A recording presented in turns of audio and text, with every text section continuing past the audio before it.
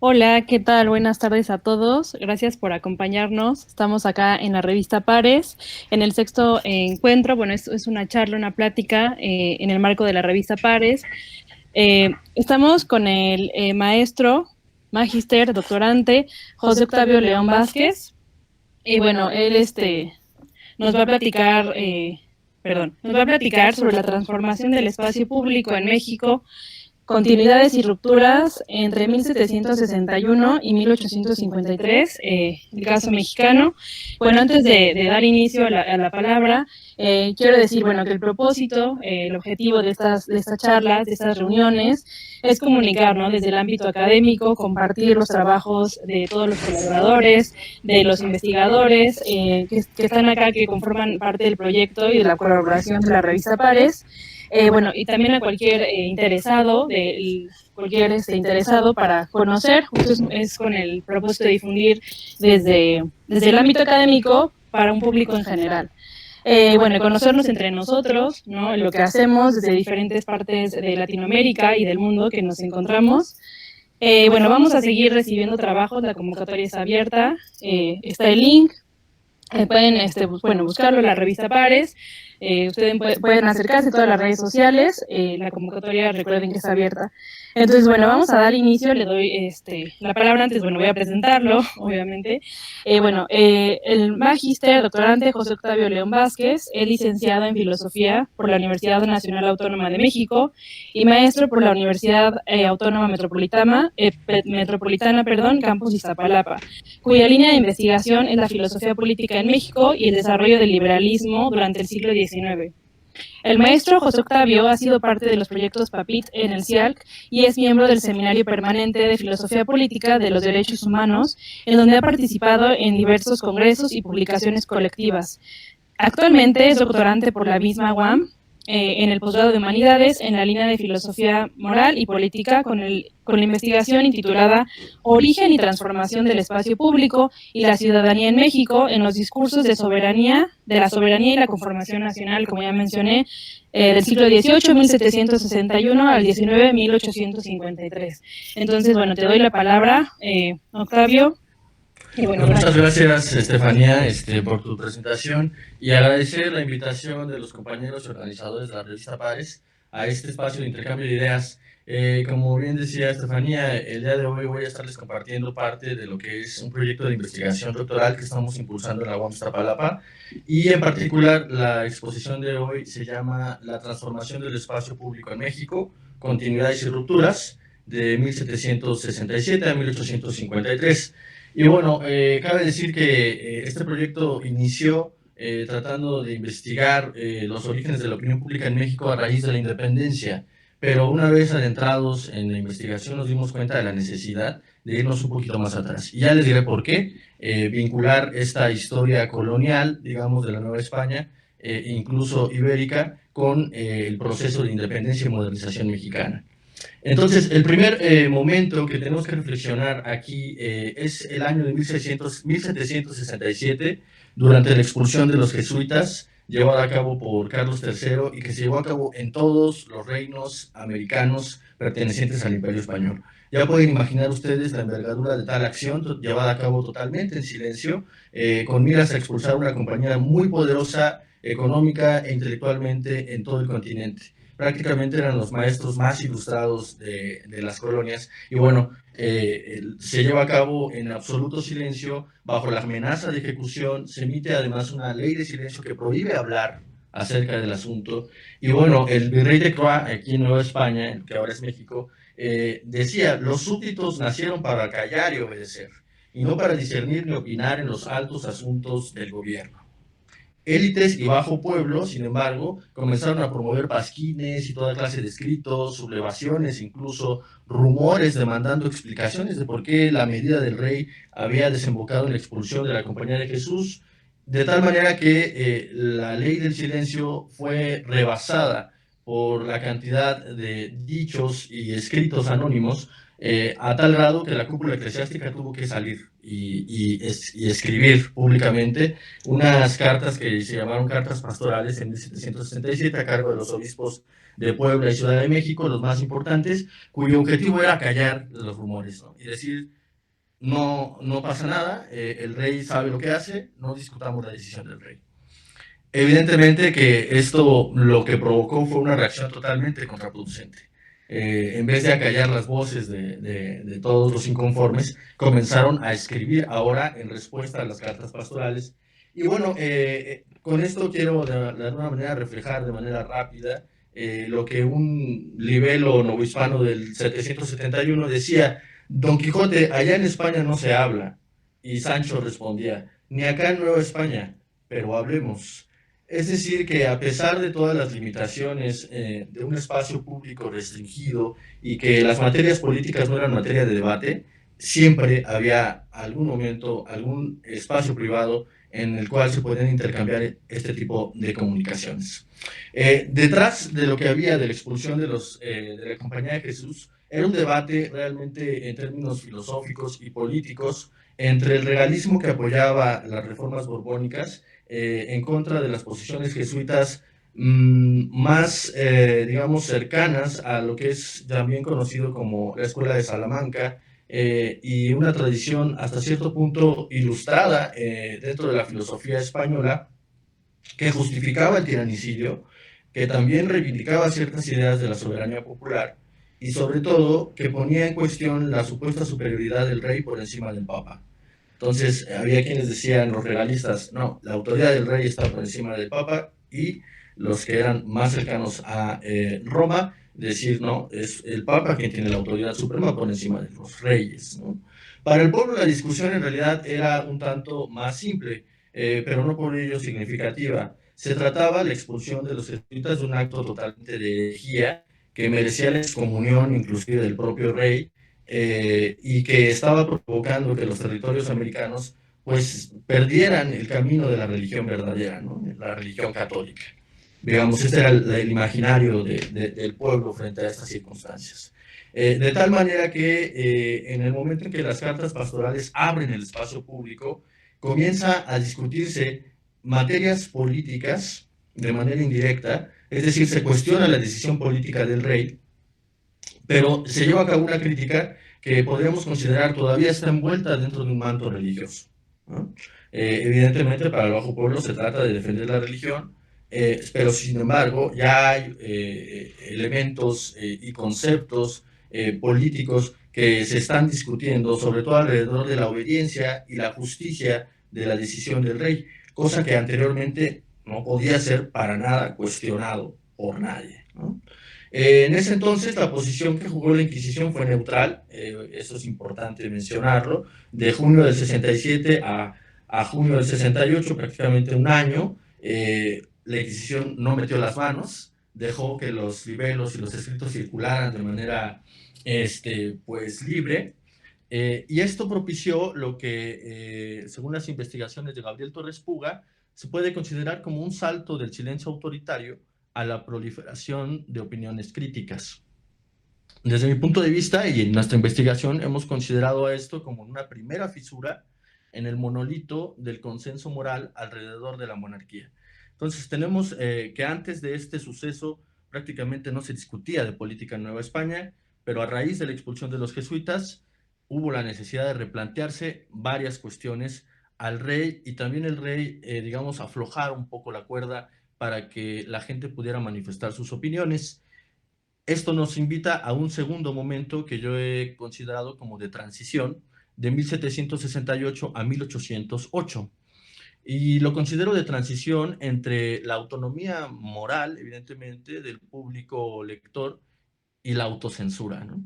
Luego de la expulsión de los jesuitas, el Estado despliega una apertura del periodismo, se lleva a cabo la publicación de diferentes gacetas, el Diario Literario de México, en donde lo que se contienen son debates principalmente filosóficos, científicos y literarios, artísticos, además, pero no se lleva a cabo todavía la crítica de la política. Sin embargo, por primera vez, los que escriben en este tipo de publicaciones consideran al público lector como el tribunal de la opinión, el tribunal al que se le escribe y al que se le dirige, y en el cual se tiene la última palabra acerca de los debates que ahí se desarrollan.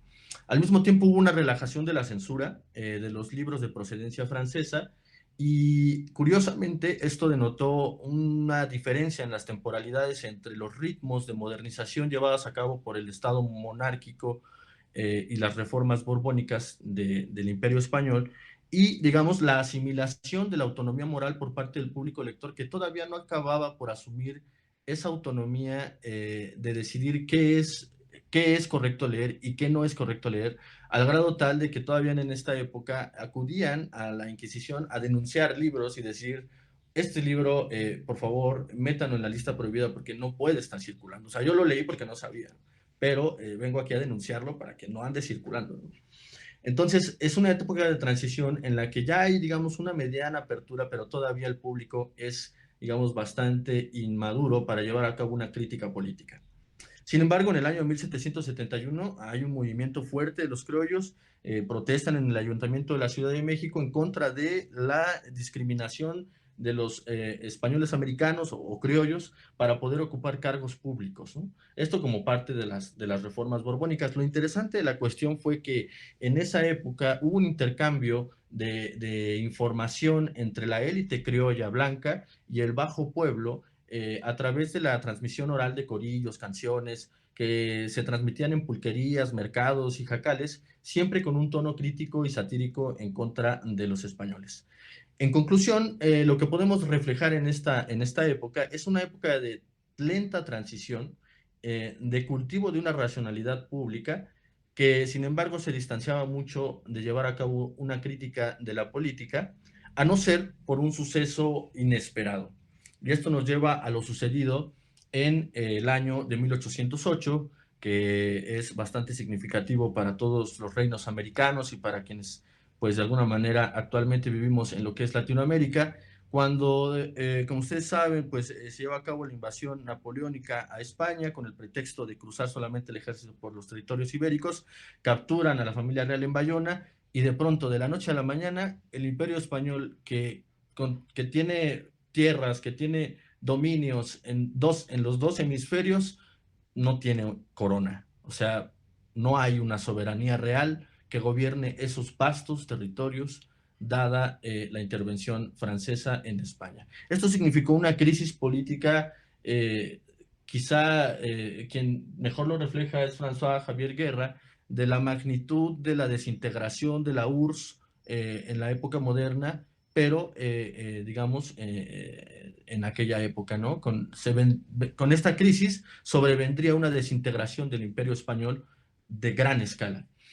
Y a partir de entonces se desata una pregunta muy importante. La pregunta era, ¿en dónde radica entonces ahora la soberanía si el rey está ausente? Bajo la influencia de la filosofía de Francisco Suárez, Fray Servando Teresa de Mier apeló a una constitución americana, o mejor dicho, un pacto original celebrado por el conquistador Cortés en tierras americanas, en las cuales los americanos firmaban por primera vez un pacto con los reyes de Castilla y decía que, pues, si los reyes están ausentes, la soberanía debía regresar a ese pueblo originario que había firmado el pacto. Francisco Primo de Verdad, en el Ayuntamiento de la Ciudad de México, un criollo ilustrado, apelaba técnicamente a otro recurso que él consideraba el interdecno extraordinario como un vacío de poder para ser llenado por el pueblo americano y sobre todo por sus órganos de representación. Entonces él está pensando en que el ayuntamiento del virreinato pueda suplir la ausencia del rey y gobernarse temporalmente hasta el regreso de Fernando VII. Comienza así un movimiento legalista, tradicionalista dentro de la filosofía política española y también constitucional, pero en potencia revolucionario. Hasta este punto podemos llegar a considerar dos conclusiones. La primera es que la modernización política americana no puede estudiarse de manera escindida del proceso de modernización española, puesto que parten de un mismo desarrollo histórico e incluso se ven interferidas por la crisis española de 1808. Si bien la transformación en España y en América se lleva a cabo en diferentes ritmos, ambas parten de un discurso unanimista, monárquico y patriótico. En ese sentido, en Nueva España, cuando llega la noticia de que ha sido invadido por Francia, todos se sienten patriotas, todos se sienten parte de la nación española y con el deber de defenderla y con el deber de obedecer a Fernando VII hasta su regreso, esperarlo si es necesario. De esta manera, lo que nos encontramos es un consenso alrededor de la monarquía, un consenso moral que no es cuestionado, no es discutido. En este sentido, la obediencia política es reducida al nivel de la ética y la voz común del público realmente reflejaba el consenso de la comunidad y no una discusión desde diferentes puntos de vista, sino más bien diferentes maneras de exaltar el patriotismo frente a la crisis española. Esta es una primera parte dentro de nuestra investigación. La segunda parte la hemos titulado Rupturas y continuidades del consenso monarquista y el constitucionalismo americano. Aquí analizamos principalmente 4 momentos: el año de 1808, 1812, 1814 y por último 1824 en el caso novohispano. Lo primero que analizamos es el periodo que va de 1808 a 1810. Aquí, como decíamos anteriormente, venimos de un periodo en el cual hay un consenso alrededor de la monarquía, pero en los 2 años siguientes el discurso unanimista monárquico se ve suplido por el de la igualdad, el juntismo, la representación equitativa en Cádiz, y comienza a criticarse los agravios de los peninsulares que venían desplazando a los americanos por considerarlos como ciudadanos de segunda clase, siendo que ellos se consideraban hijos legítimos del rey, ¿no? Entonces ya comienza a haber una especie de diferencias con relación al órgano constituido en Cádiz que buscaba, digamos, suplir la soberanía del rey a través de la representación no solo de los reinos ibéricos, sino también de los americanos. A partir de 1810 sucede algo muy interesante, al menos en el caso novohispano. Estalla la rebelión popular e indígena, dirigida por el cura Miguel Hidalgo, y en ese mismo mes sucede un acontecimiento bastante notorio, que es llamado la toma de la Alhóndiga de Granaditas. Es, digamos, un fuerte militar construido para el resguardo de granos, riquezas, en fin. Ahí se resguardaron las clases más adineradas de Guanajuato, que además era una provincia minera muy rica.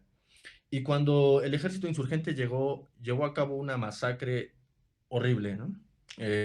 Prácticamente genocida de los españoles, se masacraron niños, se masacraron mujeres, se masacraron eh, gente, digamos ahora de la tercera edad. Y desde las interpretaciones tradicionalistas y sobre todo conservadoras, siempre se ha pensado que este acontecimiento es prácticamente una vergüenza y que no puede ser considerada parte del origen de la nacionalidad mexicana.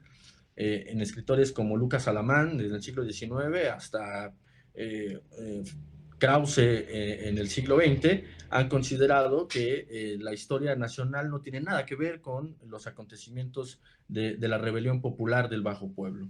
Sin embargo, desde nuestro punto de vista, y retomando lo propuesto por Walter Benjamin en su ensayo para una crítica de la violencia, consideramos que este momento puede interpretarse desde las categorías propuestas por Benjamin alrededor de la violencia divina y la violencia mítica del derecho.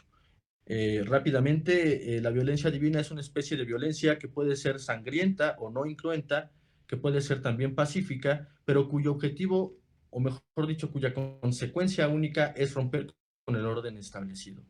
Walter Benjamin además está en la huelga generalizada, la huelga general, como un medio de romper con el orden vigente. Pero también existe esta expresión violenta y sangrienta que rompe con el orden vigente. Ahora bien, este tipo de violencia Benjamin la considera por encima de la violencia mítica del derecho, cuyo propósito es perpetuar el orden establecido y cuya manifestación más clara es la pena de muerte. Ahora bien, retomando estos conceptos, pensamos que el significado histórico de este acontecimiento de la toma de la Alhóndiga de Granaditas fue precisamente el romper con el orden establecido. Y es por eso que nosotros consideramos este acontecimiento como el punto de ruptura a lo largo de nuestra investigación. No es el único, es una ruptura, digamos, con el orden legal, económico y político, pero no en el orden ideológico. Ahí habría que ver diferentes niveles de temporalidades en los cambios que se van gestando. Bien, bueno, otra ruptura con el consenso monarquista que es identificable y es muy interesante cuando lo hallamos. A través de las investigaciones de Eric Van Jong, en el movimiento insurgente nacieron movimientos comunalistas indígenas que apelaban hacia la autonomía y que dominaron ciertos territorios. Estos movimientos autonomistas que reclamaban el autogobierno y la jurisdicción local, en realidad estaban reclamando un orden anterior a las reformas borbónicas y estaban apelando al orden que garantizaba la monarquía de los Habsburgo a través de la República de Indios. Era una especie como de república alterna al mismo tiempo que la monarquía y el virreinato, de tal manera que los pueblos indígenas en aquella época vivían de manera autónoma. Bastaba con que pagaran tributo y ellos se enjuiciaban y se gobernaban a sí mismos. De tal forma que cuando surge el movimiento de independencia se moviliza este sector bajo estos reclamos. Y esto para nosotros ha significado un momento antimoderno que no que opone resistencia al proceso de modernización borbónica, pero que tampoco significa una alianza en el ámbito ideológico con el movimiento proto-liberal de los criollos ilustrados que están dirigiendo el movimiento insurgente. Es un movimiento distinto. Desde nuestro punto de vista es una manera de sobrevivir en el futuro a partir de una reivindicación desde el pasado, reivindicando una forma de reproducir su vida y organizar su vida social desde la autonomía y desde la autojurisdicción. Cabe decir que actualmente este tipo de reivindicaciones continúan permeando en el imaginario político de las comunidades indígenas hasta nuestros días, pero es algo que ya venía, bueno, que al menos surgió en la época insurgente. Ahora bien, analizando este mismo proceso de continuidades y rupturas, llegamos a la Constitución de 1812, la Constitución de Cádiz. Dentro de esta Constitución se pensó de alguna manera y se gestó dentro de un ambiente todavía unanimista. Sabemos que quienes acudieron a las Cortes de Cádiz, los representantes americanos, fueron con el objetivo de legislar para resguardar el reino hasta la llegada de Fernando VII. Es decir, que la legislación de Cádiz todavía forma parte de este sistema de política restringida en el cual no se está poniendo en cuestión la monarquía, sino lo que se busca es garantizar su permanencia. Es curioso porque cuando la Constitución de Cádiz es promulgada y llega a América, al menos en Nueva España, se le dio juramentación a la manera de un santo patrón que es subido a un baldequín y es paseado por las principales plazas y avenidas, iglesias y escuelas, de tal manera que la juramentación se llevaba a cabo incluso a nivel corporativo y no individual. Esto lo que demuestra es una faceta hasta cierto punto tradicionalista de la Constitución de Cádiz, pero no por ello podemos decir que fuese retrógrada. También contenía elementos modernizantes, tales como la implementación de un nuevo discurso y la utilización de nuevas categorías como la soberanía de la nación, la libertad del pueblo para decidir acerca de su forma de gobierno, el concepto mismo de la ciudadanía, de tal forma que la Constitución de Cádiz dispuso de una nueva red semántica de la política que democratizó entre el pueblo americano y también español conceptos políticos modernos de la filosofía liberal. Cádiz significó, por tanto, desde nuestro punto de vista, una vía de modernización híbrida que reutilizó lo antiguo para generar lo nuevo, subsumiendo conceptos novedosos, pero para dar cauce hasta cierto punto a reivindicaciones tradicionales, dando pie desde el punto de vista de Javier Guerra a una modernidad alternativa o diferente, ¿no? En este punto estaríamos pensando que el proceso de modernización, o mejor dicho, de independencia de la América, dadas las connotaciones sociales, étnicas, históricas, es un proceso de modernidad distinta. Y aquí vale la pena hacer un alto y mencionar que si buscamos analizar el proceso de modernización americana desde los estándares europeos, evidentemente no terminaremos de dar en el clavo, ¿no? Sino que habrá que considerar nuevas categorías que nos permitan pensar otros sujetos actuantes en el escenario social de aquella época.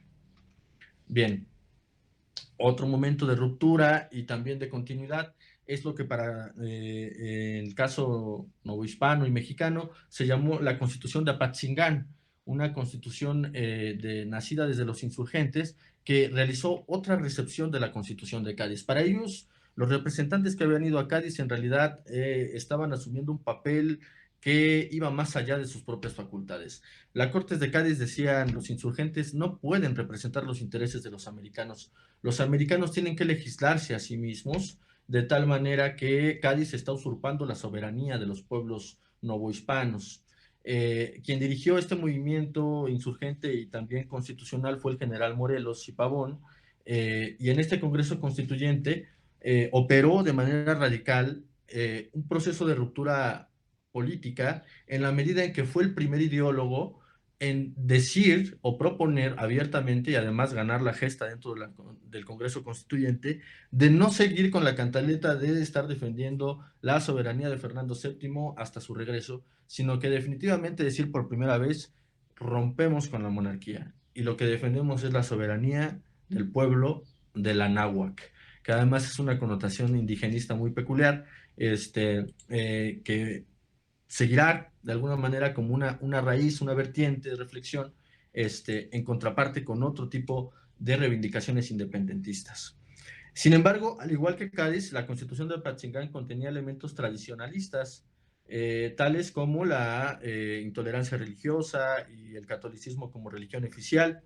Sin embargo, la proyección de nación hacia el futuro por medios constitucionales era una propuesta totalmente moderna. Finalmente llegamos a la Constitución de 1824, la Constitución que es promulgada, digamos, de la República Independiente y se llama a sí misma República Representativa y Federal. En esta Constitución lo que se reconoce es que la soberanía radica esencialmente en la nación, radicalmente, perdón, en la nación, conserva el pueblo su raíz sin que esto signifique que ejerce la soberanía como tal, ¿no? Sino que la soberanía era delegada de alguna manera al Congreso Constituyente y era este el que la ejercía a través de la conformación de las instituciones, pero se reconocía el papel preponderante del pueblo como soberano. Y esto es un elemento que aquí valdría la pena señalar, será un constante problema de discusión teórico y también práctico en el ejercicio de la política en el México independiente, porque siempre será el talón de Aquiles desde el cual los sectores más ilustrados y adinerados carecerán de la legitimidad de este pueblo una vez y otra negándole su derecho de participación en el proceso histórico. De tal manera que, bueno, esta constitución liberal de 1824 también contenía elementos tradicionalistas, es decir, estamos en una época de transición de una sociedad a otra en la cual la organización corporativa todavía está presente y por lo tanto no se podía dar un tránsito constitucional tan radical sin reconocer esos elementos todavía pertenecientes al viejo orden. Eh, Sin embargo, la Constitución de 1824 asociaba la idea de la soberanía con el ejercicio de la representación y las elecciones a través de un reconocimiento amplio del derecho al voto. Lo mismo que había hecho la Constitución de Cádiz es repetido en la Constitución de 1824. Los ciudadanos son reconocidos en calidad de vecinos, nada más, vecinos con una perdón, me están diciendo que me quedan 4 minutos. Oh, santo Dios, disculpen. Bueno, entonces ya voy a la conclusión, ¿no? De tal manera que dentro de esta constitución vemos elementos que todavía forman parte del antiguo orden y al mismo tiempo conceptos sumamente modernos que abrirán el espacio público hacia el debate, hacia la discusión y hacia la proliferación de posiciones axiológicas diferentes. Entre ellas se encontrarán las de Bustamante, volcado hacia el indigenismo, hacia la reivindicación de la participación popular dentro de la revolución insurgente. Estará la del demócrata y republicano Lorenzo de Zavala, preocupado por encontrar la verdad a través de la discusión racional, la participación ciudadana. Estará la de Mora, la de José María Luis Mora, desde un punto de vista protocapitalista, pensando en la reivindicación de un nuevo pacto social con base en las garantías de seguridad, propiedad y libertad como los elementos clave para un nuevo consenso y al final, dentro de la década de los 20, también emergerá este sujeto no reconocido y una y otra vez negado por las élites criollas, el bajo pueblo, que hace uso del derecho de ciudadanía reconocido en la Constitución del 24, asume papeles o posiciones políticas a nivel de los municipios, en el ámbito territorial, y comienza a dirigir reivindicaciones de tipo comunalista a los congresos estatales y federales, diciendo, por favor, restituyanos tierras para uso comunal, tierras que nos pertenecen desde antes de la llegada de los españoles. En fin, comienza a haber una utilización del derecho de ciudadanía, que es un concepto liberal, moderno y de corte individualista, para hacer reivindicaciones de tipo comunal entre las comunidades indígenas. Y esto significó para los liberales de la época, pues prácticamente una aberración conceptual y una demostración de que realmente el bajo pueblo no tenía nada que hacer en el campo político, sino que se tenía que restringir el espacio público a la intervención de estos sectores, ¿no? Bueno, pues no sé si todavía tengo tiempo, Fanny. Sí, todavía, Sí, gracias. sí tienes tiempo. Mencionar algo interesante.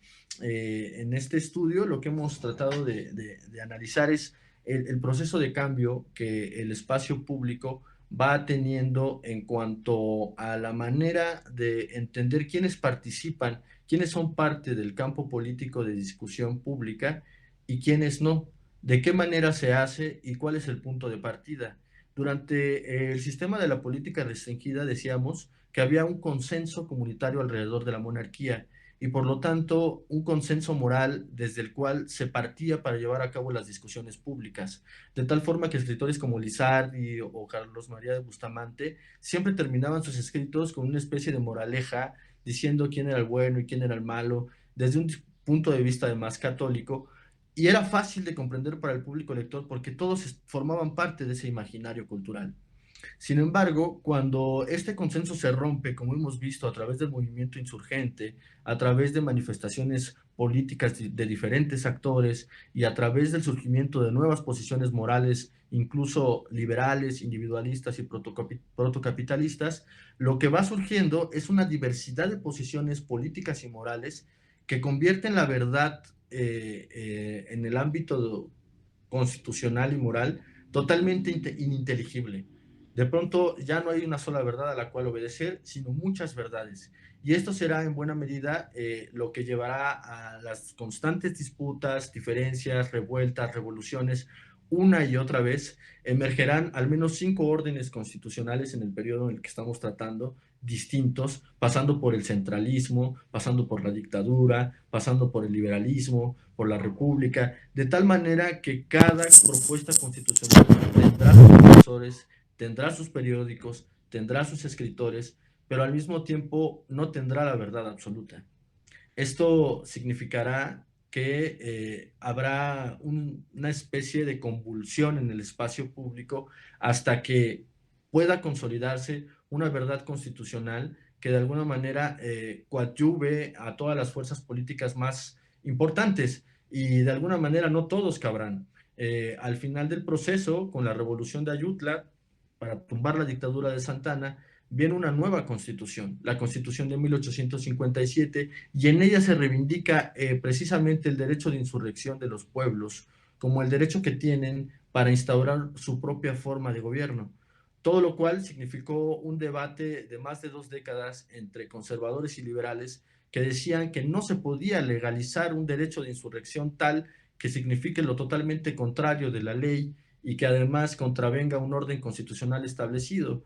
Había una especie de incomprensión del derecho de insurrección. Pero esto no era una cuestión meramente casual, tenía un trasfondo político que, como podemos comenzar a ver desde la época hasta la que llegamos, había una adversión de las clases políticas preponderantes criollas para permitir la entrada a la discusión pública de los sectores del bajo pueblo. Una y otra vez se les limitó su participación política, y esto, que de alguna manera parece comprensible desde el punto de vista liberal, debilitó las instituciones republicanas de ambos bandos, no solamente de la República Centralista, sino también de la República Federal. Y será un problema que arrastrará además al conservadurismo y el monarquismo durante los años 40, de tal forma que no contarán con las bases suficientes para tener una legitimidad del poder y un sustento soberano que solidifique las instituciones que están proponiendo. Y bueno, creo que he rebasado el tiempo y me gustaría que diéramos paso al intercambio para pues ver qué podemos más conversar. Yo les agradezco su atención y gracias. Muchas gracias, Octavio.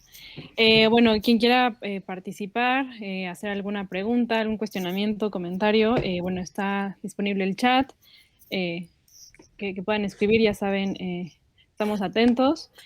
Si alguien quiere hacer alguna intervención para hacer un diálogo. Si no, bueno, mientras alguien se anima, yo tengo una pregunta, Octavio. Ujú. Eh, ¿Cuáles son las diferencias entre el sistema de política restringida, perdón, y el de la política generalizada? Sí, mira, en varios momentos de la charla manejé estas dos categorías. Las categorías en realidad son propuestas por Elias Palti. Elias Palti tiene un interesante libro que se llama La invención de la legitimidad y en ella lo que analiza es precisamente el espacio público mexicano del siglo XIX. Utiliza estas cuestiones de la política restringida y la política generalizada. Rápidamente, lo que podemos identificar en la política restringida, además de que se trata de un espacio político sumamente unanimista, digamos, sin tantas diferencias políticas y con un consenso alrededor de la monarquía, es además un modelo de opinión pública que él considera o titula un modelo de opinión pública jurídica. Y esto tiene que ver con un uso de la retórica en la cual el escritor publicaba en los periódicos a manera de discursos frente a un tribunal, recopilando pruebas para generar una duda razonable frente a un jurado. Entonces el público lector era visto como una especie de jurado al cual había que convencer por medio de pruebas, ¿no? Y además a través de un uso de la razón jurisprudencial, digamos, adecuada al caso siempre, ¿no?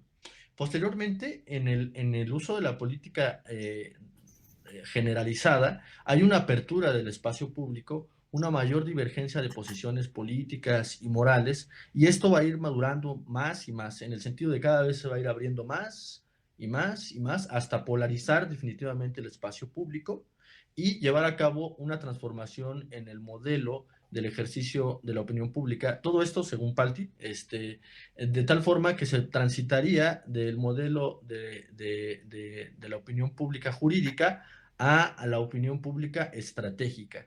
Y aquí sí entra una especie más bien un modo de ejercer la política bastante moderno y para nosotros muy familiar en cuanto al ejercicio de una política de partidos y una distribución de las carteras del poder a través de los partidos, como actualmente se hace, pero que hasta entonces era algo totalmente nuevo.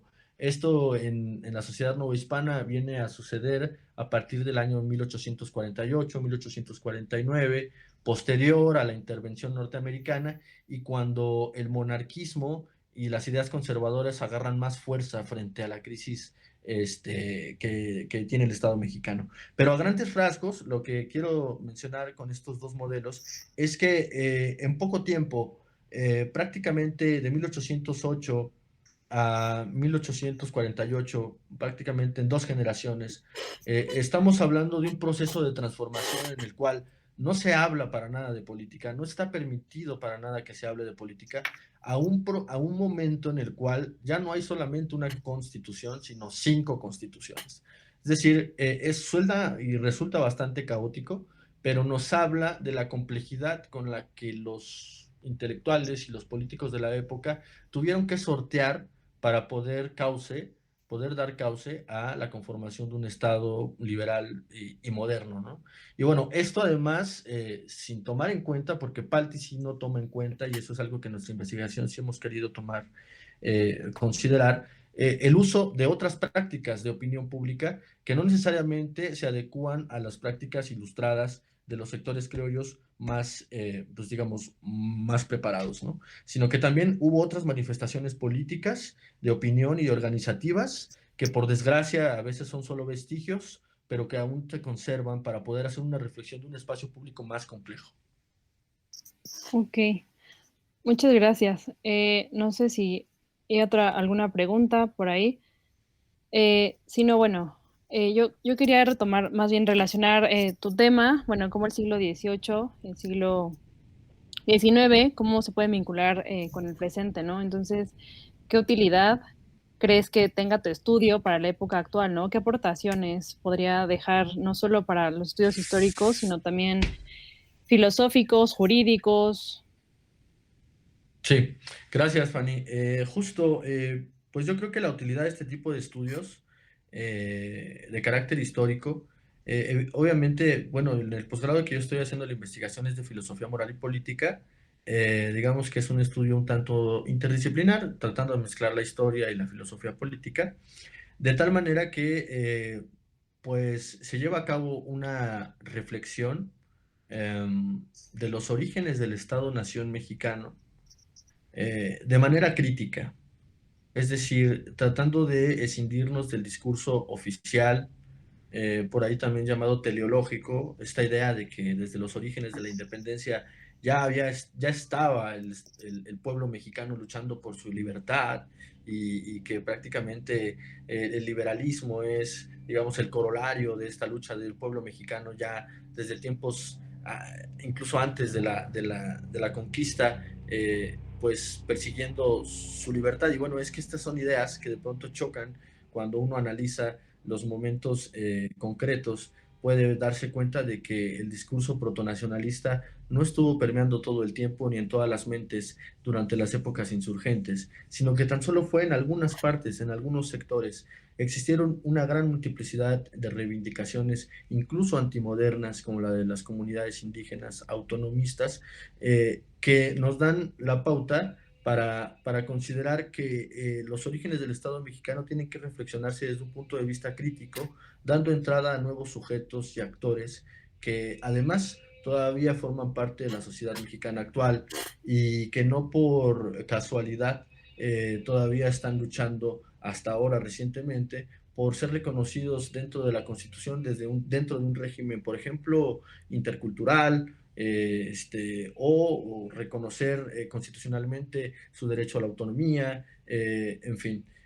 Creo yo que este tipo de reflexión histórica nos da luz acerca de cómo las opiniones ilustradas se gestaron al mismo tiempo en contraposición, en un diálogo y siempre en respuesta a los sectores tradicionalmente olvidados y que, como sabemos, en la historia de los vencedores no tiene espacio, ¿no? Sí. Muchas gracias. Yo tengo duda un poco en relación con Elías Palti y también, bueno, la historia del presente, ¿no?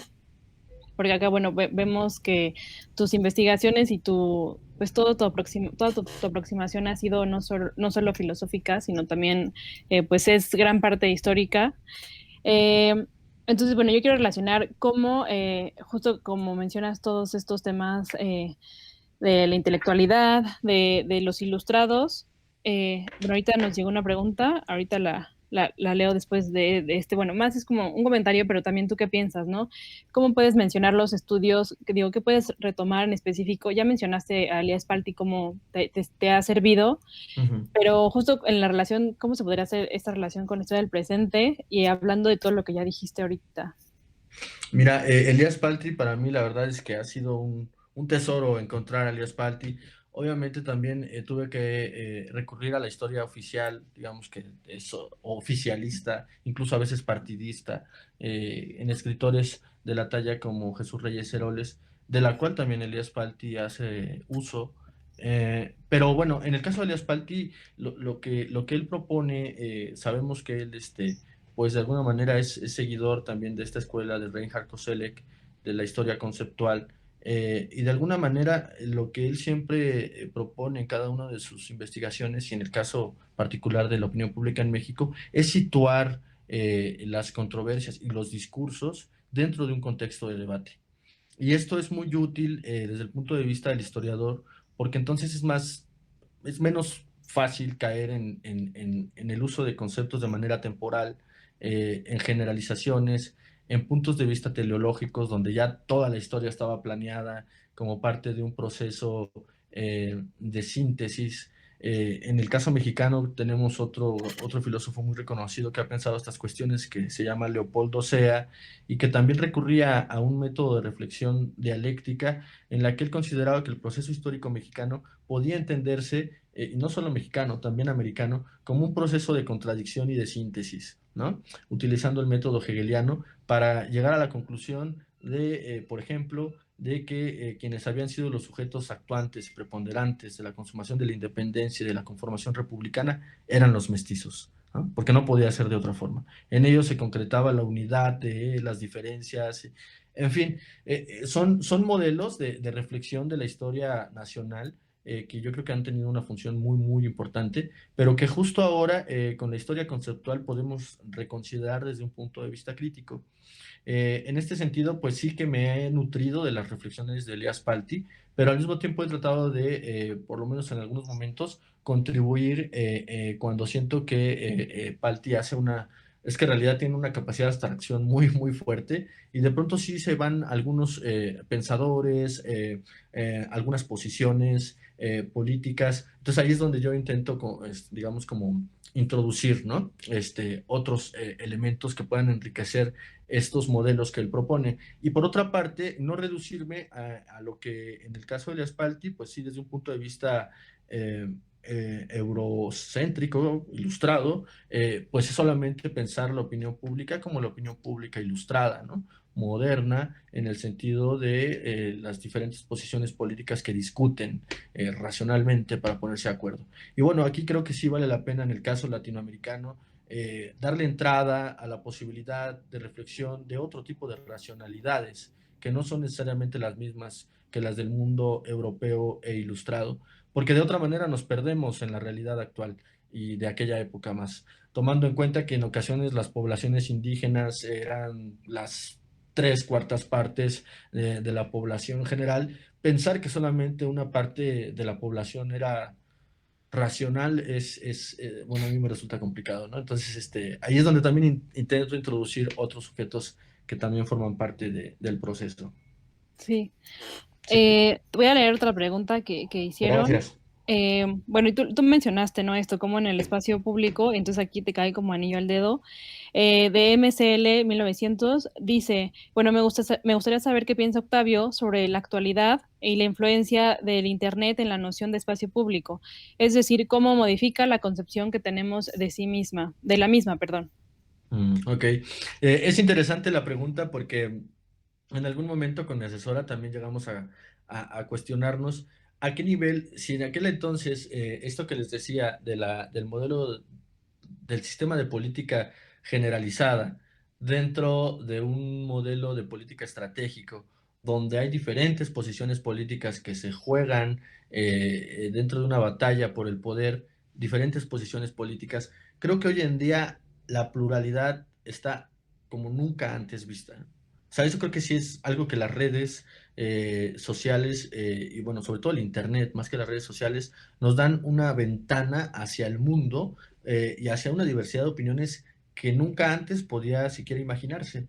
En realidad hemos transitado de las publicaciones para ser leídas en las plazas para la gente que no podía leer a tener la capacidad de interactuar y comunicarse en tiempo real con personas de otras latitudes, de otros mundos, como precisamente ahorita, ¿no? De Argentina, México, no sé, de algún otro país latinoamericano que nos esté escuchando. De tal forma que yo creo que a la par que existen siempre riesgos, y aquí sonó, tal vez pueda sonar yo muy conservador, pero el análisis de Palti y de Koselleck acerca de la apertura del espacio público tiene esta vena crítica acerca del proceso de la modernidad. Pensar que el proceso de ilustración fue un proceso de apertura sumamente positivo, y considerando además su horizonte utópico y revolucionario, ha llevado a pensar a gente como Reinhard Koselleck que en realidad lo que se vino después no fue la utopía, ¿no? Sino en realidad un proceso de modernización y de barbarie muy fuerte y muy radicalizado. Evidentemente que hay todo un debate con posiciones como la de Habermas, que están viendo el surgimiento del espacio de la opinión pública ilustrada como la apertura del mundo moderno y realmente como la oportunidad de emancipación. Entonces, creo que este contrapunto en la manera de entender el espacio público nos permite ver que hay, no sé si riesgos, pero sí aspectos negativos de una apertura tan amplia en la que podemos encontrar información y falsa información, sobre todo de todo tipo. Pero al mismo tiempo hay una gran oportunidad de conectividad, de discusión y yo creo que sobre todo de organización que el Internet nos proporciona hoy en día para poder llevar a cabo un proceso de consenso mucho más rápido que el que durante siglos se ha llevado a cabo, ¿no? Ni qué pensar de procesos de consulta o de procesos de elección a través del Internet en un futuro en el que probablemente las relaciones políticas sean mucho más rápidas y eficientes y que la conectividad entre diferentes países nos permita llevar a cabo un juicio crítico, por ejemplo, de lo que sucede hoy en día en Colombia, qué sé yo, o de lo que sucedió en Bolivia, o de lo que sucede en México, ¿no? Siempre con la posibilidad de intercambiar información. Entonces, yo creo que hay una gran posibilidad dentro de este nuevo espacio de interacción que es el Internet. Sí, toda la razón. Muchas gracias. Bueno, yo quería preguntarte o que nos compartieras un poco más, ya que estás, bueno, muy avanzado en esta investigación, eh, ¿cómo ha sido para ti, bueno, hacer este reto interdisciplinario, ¿no? O sea, ¿cómo te has apoyado de ambas disciplinas y no solo has retomado autores, bueno, que son historiadores, sino también pues filósofos, ¿no? Y has traído todas estas opiniones que son más eurocentradas, occidentales, ¿no? O Elías Palti, que es de Argentina, ¿no? ¿Cómo te has ayudado y cómo ha sido tu experiencia más profesional, bueno, personal, cómo lo has, cómo lo has vivido? Ok, muchas gracias, Estefanía. Sí, bueno, para mí la verdad es que la historia siempre ha sido como, um, pues, un deleite, ¿no? Un gusto. Comencé estudios de historia en la Universidad Nacional. Posteriormente no pude continuar, pero cursé las materias que creo yo me pudieron servir más a la investigación. Ya estaba al mismo tiempo en el doctorado y entonces, bueno, las cosas se complicaron. Pero lo que sí pude ver es que hay una gran materia de reflexión desde la misma historia. O sea, en realidad yo creo que cuando leo autores como Javier Guerra, como Antonio Anino, como Rafael Rojas, que han pensado, digamos, cuestiones en México, en realidad los campos se diluyen fácilmente, o sea, de pronto ya se está haciendo un tipo de reflexión política o desde la filosofía moral, por ejemplo, con González, Gonzalvo, González Gonzalvo, si no me equivoco, La Sociedad Imaginada, en fin, aquí lo tengo, bueno, él hace un tipo de reflexión moral, los ciudadanos imaginarios, hace un tipo de reflexión moral pensando las relaciones políticas y las redes de conectividad de los sujetos políticos de la época y se da cuenta de que los sujetos políticos siempre son los mismos, ¿no? Que en realidad había una gran carencia de un consenso, precisamente lo que señala Palti, y que había una gran divergencia de posiciones morales, cada uno pues rezándole a su santo. En fin, me desvié de la pregunta, pero yo creo que tenemos ahora el deber de hacer una reflexión de tipo interdisciplinaria, porque pues la realidad es compleja, y cuando encontramos elementos de reflexión de la realidad tal como lo es la historia, yo creo que la filosofía política también tiene algo que contribuir, ¿no? No lo mencioné, pero por ejemplo, cuando encontré las declaraciones de los liberales considerando la ciudadanía ejercida por los indígenas como aberraciones conceptuales, a mí me dio gusto, ¿no? Leerlo cuando lo leí tal cual, porque de pronto también ese tipo de categorías puedes encontrarlas en reflexiones de la modernidad barroca, en Bolívar Echeverría, que está pensando precisamente ese proceso de síntesis, de sincretismo que es la cultura y que no tiene una sola vía, ¿no? Sino que más bien es siempre una mezcla, ¿no? Y en ese sentido, la modernidad latinoamericana o mexicana tiene que ser vista no solo desde el punto de vista europeo, sino de cómo éste interactuó con el mundo indígena, negro, y qué productos se obtuvo de ese tipo de modernidad. Entonces, creo yo que es muy placentero llevar a cabo investigaciones desde diferentes disciplinas. Para mí ha sido todo un reto, la verdad, por ratos, pues sí, me pierdo porque hay una gran cantidad de información, pero al mismo tiempo agradezco que muchos historiadores ya hayan hecho la investigación previa, ¿no? En realidad ya hay muchas investigaciones a la época, revisionismo histórico acerca de los procesos de conformación nacional y que ahora hace falta, bueno, no hace falta, digo que se puede reflexionar, ¿no? Y bueno, eso es lo que estoy intentando, filosóficamente. Muchas gracias. Bueno, si no tienes algún otro comentario que hacer. Bueno, pues solo agradecer muchísimo a esta oportunidad, a los organizadores del evento, a la revista Pares y bueno, decir que pues es un orgullo interactuar y compartir opiniones y sobre todo nuestras investigaciones con gente de otras latitudes. Yo en lo personal también he estado conectándome a algunas sobre Colombia, sobre lo que ha sucedido en Colombia, la presentación del libro sobre transmodernidad, en fin, he estado escuchando algunas pláticas y me parece muy, muy interesante el que se abran estos canales para que podamos estar en contacto y madurando ideas, compartiendo, ¿no? Muchas gracias por la invitación. Muchas gracias. Bueno, les recuerdo, no olviden que pueden enviar, la convocatoria es abierta, no olviden enviar, bueno, si quieren participar, prepararlos con tiempo, ya saben que está abierta. Ahorita ya va el número 1, bueno, pero más adelante. Entonces, bueno, está el link, ¿no? Revista Pares, para que lo envíen. Están todos muy invitados a seguir participando y bueno, también agradecer, yo quiero agradecer personalmente a Caro, a Paul, a Giselle, bueno, a todos los que hacen parte Sí, esto. Bueno, es un trabajo enorme y me siento muy honrada de colaborar, ¿no? Desde México, ¿no? A la distancia, y bueno, de compartir ideas, opiniones, de abrir el espacio a discusiones y bueno, mandarles un abrazo y pues agradecerles. sí, muchas gracias, Carolina y Giselle. Muchas gracias. Ok, bueno, pues despedimos. Muchas gracias a todos. Ya estaremos, ya estarán en las redes sociales, estaremos difundiendo y compartiendo la próxima plática, el próximo encuentro. Y bueno, que no olviden entonces enviar sus trabajos, sus colaboraciones y sus estudios a la revista. Un saludo a Ok. todos. Hasta Hasta luego. luego. Chao, Bye. gracias.